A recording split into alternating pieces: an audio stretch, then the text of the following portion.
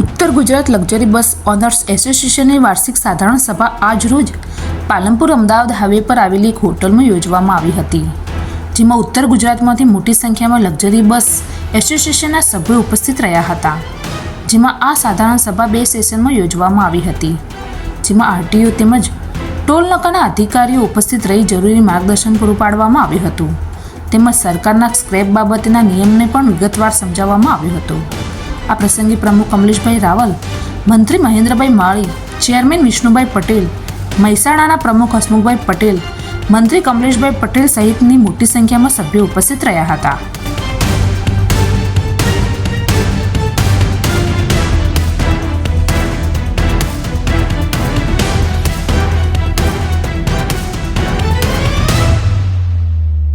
ઉત્તર ગુજરાત એસોસિએશનની અમે સાધારણ સભા યોજેલી. એમાં મુખ્ય મહેમાન તરીકે આરટીઓ અધિકારી શ્રી PR પટેલ સાહેબ અને ઠાકોર સાહેબ ઉપસ્થિત રહ્યા હતા.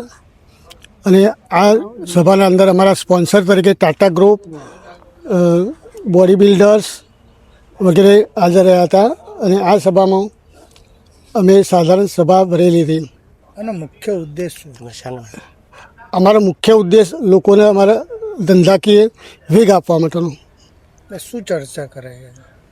ટેક્સ બાબતે, પછી 8 વર્ષ જૂના વાહનો હોય એ લોકોને અમારે સ્ક્રેપ પોલિસી આવી છે ને કે ભાઈ 8 વર્ષ થઈ ગયા અને એ લોકોને ટેક્સ ચડી ગયા છે, એ લોકો સરકારે આપણે માફી આપી છે.